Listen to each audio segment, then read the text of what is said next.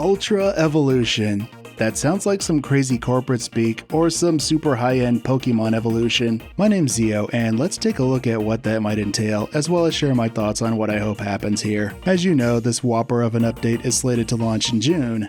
This is when they said they'd roll out the Creative Spaces, which is an evolution of the Personal Quarters feature from base PSO2. As you know, people have done some pretty spectacular things with those in both the Japanese and global sides. One thing this game does exceptionally well is that it provides some excellent self-expression tools with its character customization and personal quarters. While the character creation engine is already one of the best on the market, free-to-play or otherwise, the housing feature on the other hand is still decent yet limited. Don't forget this game was on PlayStation Vita in Japan too, so of course they had to work around those hardware limitations. Sure, people have made some cool stuff with it, but definitely nowhere near on par with Final Fantasy XIV. FF14 system is a completely different animal though, and people have made entire YouTube channels devoted to housing in that game. It's like straight up HGTV FF14 edition. From ultra modern to high fantasy, people have really pulled out all the stops here. The vast majority of that, however, is made possible by certain bugs, which I'm not going to go into detail about. It's a pretty deep rabbit hole. Personal and Alliance quarters have been a long sought after feature since NGS was first announced.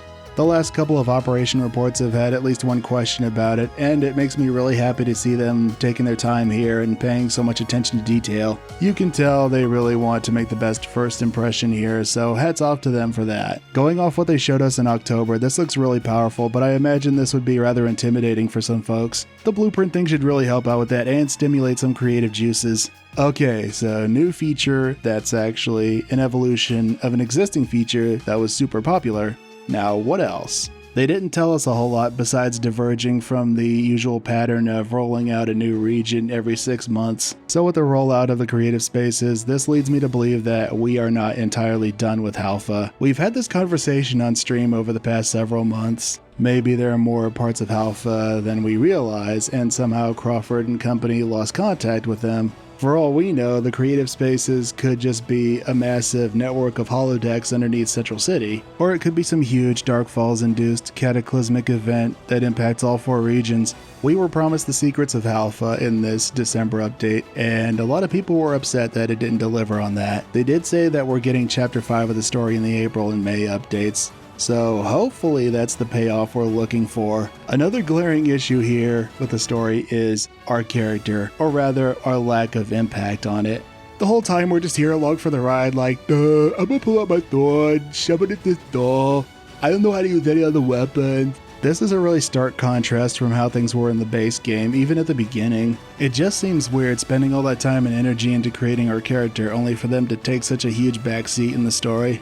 I don't know what they're doing here. Are they trying to go for something more like PSO1 or earlier MMOs? If you ever played an older MMO like say EverQuest or the early days of WoW, the world was the star. Your character was just there along for the ride. That is an archaic mindset, and that's something I hope they address in the future. FF11 and FF14 both did this pretty well. The former did have some weird timey-wimey shenanigans with the Wings of the Goddess expansion though. Gameplay-wise, I'm not sure what they'll do here besides level 75 and some more class skills. I can't see them doing anything over the top like Final Fantasy XIV or Realm Reborn. I don't see them ever turning this into a full-blown tab target MMO.